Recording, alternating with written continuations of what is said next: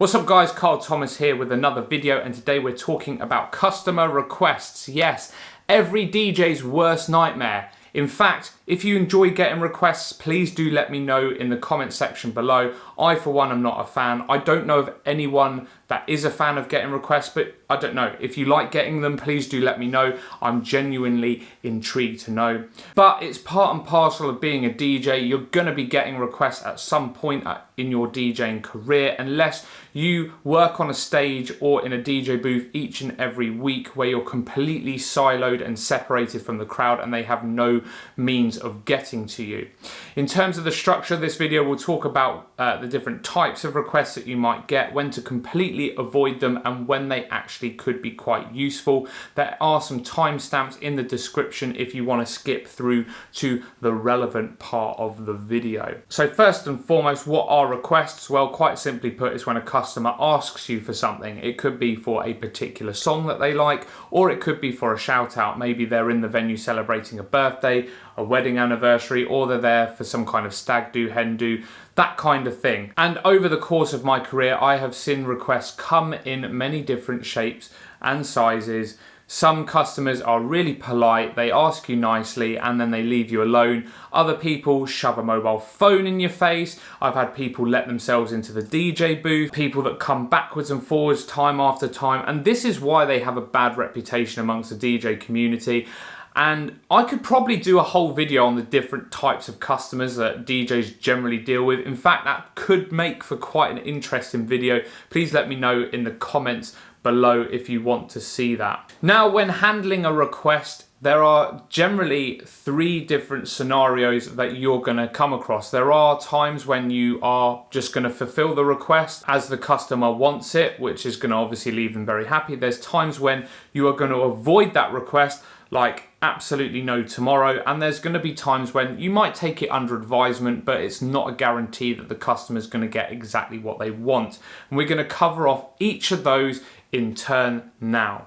So the first situation is when you're going to want to avoid a customer's request at all costs. Now, there's some situations where this might arise, and the first being a multi-room nightclub. You might be playing in the main room, but there might also be within that nightclub an R&B room and also a party or a cheese room. I've had it before where I've been playing the main room.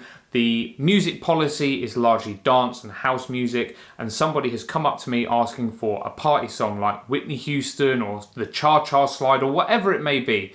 Now, it's not your job to play that type of music. You're employed to play main room music. Similarly, the DJ in the party room is employed to play party music, and the person in the R&B room is there to play R&B. So by playing that type of music, it completely confuses the music policy of that particular room. You're going to piss off your manager, and it's really not the way to go. So in that situation, all you need to do is direct the customer to the right room, and that is the end of the story. Like, there is no reason for you to play music that goes outside of the music policy within that particular room if there are other rooms that have dedicated music policies specifically catering to that customer's request. The second situation where I think you should avoid requests at all costs are private events and private parties where a client that is paying you has provided you a playlist. Now, when I used to do these types of parties, I always used to ask for a playlist of songs that they want me to play, but also a list of songs that they really don't want me to play, so that I could get a feel for their musical taste.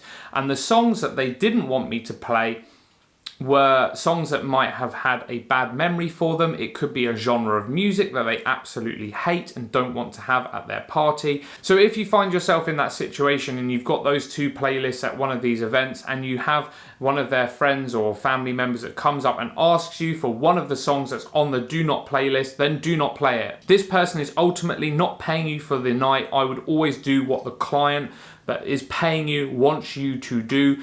If they ask you several times, then I think it's best for you to direct them over to the client, or even get the client involved in the conversation and say, look, I've been asked for this. I know it's on your do not playlist, but what would you recommend? Are you happy for me to play it as a one-off or something like that? There is nothing worse than pissing your client off because you're playing a song that you think someone wants, but actually is gonna just annoy the person. That is has booked you essentially, and potentially that person that has booked you is also going to be the one that might or might not leave you a review on your website, on Google, whatever it may be. So in my opinion, in that situation, client is always king. And that's when you should avoid playing songs that they really don't want, or avoid genres that they don't want, even if it's asked by one of their guests. All right, so we've spoken about when to avoid particular requests and genres of music. Now, what about the 95% of other times when a customer requests something and, to be honest, you probably could get away with playing it?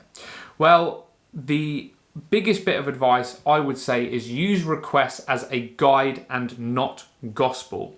Your job as a DJ is playing to the masses. You have to play to the room, the venue, the party, etc. And you need to cater for absolutely everybody in that particular room, venue, whatever it is. Your job is not to play for one or two people within that room.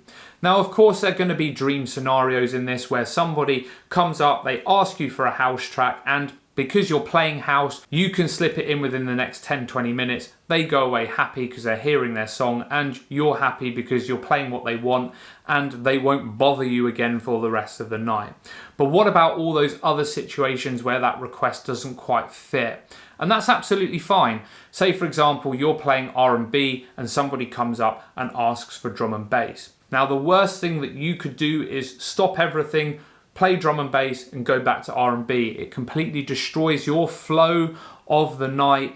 And yes, you're keeping that one customer happy, but for that one customer that's now on the dance floor, the 50 people that were listening and enjoying your R&B have now left the dance floor to go back to the bar, to go to the smoking area, or they've left the venue completely. What you need to do is be really assertive and be really honest and upfront with customers. Now, for example, this drum and bass request that I've just mentioned, it might be a completely legitimate request because you play drum and bass in that venue, because you've got to cycle through 3-4 genres throughout the night. But explain to them that you're going to play it a little bit later because it doesn't fit in with the style that you're playing at the moment. If you're upfront and honest with people, it will stand you in good stead. Yes, people probably don't really understand because they've had a few drinks, but it's better to do it that way rather than fob them off and go, yeah, I'll play it, and then they don't hear the track and then they come back and bother you some more. You've got to think of the collective rather than that one individual that's asking at that moment in time. And the thing with individual customers is they have no idea, unless they're a DJ themselves, how you are structuring your night. All they want is their song and they want you to play it now. So just some explanation as to why you're not going to play it straight away can go a long way. Now, the other thing is songs that you've got absolutely no intention of playing. That's absolutely fine. Like, if you've got no intention of playing the song, just be upfront to the customer and say, I don't think I have it with me tonight. Or I'm really sorry, it won't fit in with the type of music I'm playing tonight. I'm not going to play it. There is nothing worse, again, than fobbing a customer off because they're going to come backwards and forwards to you all night. They're going to hassle you. They're going to hound you. And that's not what you want. You're going to end up talking to them more than concentrating on your night. And, you know, if they've had a few drinks, they might start throwing abuse at you. They might start saying that you're a rubbish DJ and all the rest of it. But again, focus on the masses, not the minority in this situation. You've got to focus your attention on the people that are in front of you and the majority that are enjoying your music. The other time when requests could be quite useful is actually when you haven't got that right energy level. So let's go back to the drum and bass example. You're playing R&B, people are dancing, but you're thinking, do you know what? You're not really getting the normal energy that you want out of this particular crowd. And that's completely fine. You might get one request for drum and bass. One request might turn into 4 requests for drum and bass. So that gives you an indicator that actually maybe tonight, rather than playing 10 minutes of drum and bass later in the night, you're going to play 20, 30 minutes because you think a large proportion of that crowd are there to listen, or they will enjoy that particular genre of music. So it can be a good steer for you in terms of the direction that you want to take the night. And final thing to mention in terms of using requests as a guide is it is completely acceptable to not have a song. Like if a customer comes to you, they're asking you for a particular track. If you're the resident there, take that track down and get it for them next week. Maybe have a listen to it first. It's completely acceptable to not own every single track that a customer asks you to have. Maybe offer them an alternative. Final thing to mention is shout-outs. As a commercial high street nightclub DJ, this is the thing that I get asked the most throughout the night. And most commercial high street venues will want you to talk on the microphone, so they are completely acceptable. Obviously, if the venue that you're working in has a no talking policy on the mic, I have worked in a few, then obviously you can't do them. But my advice when you're doing a shout out is to group them together as best as possible. Because when you do one shout out, other customers will realize that you're doing them and they'll probably come up and ask you for one. And there is nothing worse than you doing one, you put the mic down, the next customer comes up, they ask you for one, you've got to pick the mic up again, you put the mic down. It just ends up taking over your night and it becomes a radio show. So what I do is I generally group them together. I write them down if I forget the names, and then I'll do 3 or 4 of them. I put the mic down. 3 or 4 people might then come up and ask me for one, and then I'll do another group of 3 or 4, 15, 20 minutes later. So you're not ending up talking on the microphone all night. There is nothing worse than a DJ, in my opinion, that talks more than the music plays. So there we have it, guys, my little guide for you on doing requests, how to handle requests, use them as a guide. Let me know your thoughts in the comments below. Do me a favor if you like this type of thing and give this video a little thumbs up for me, and I will see you in the next video.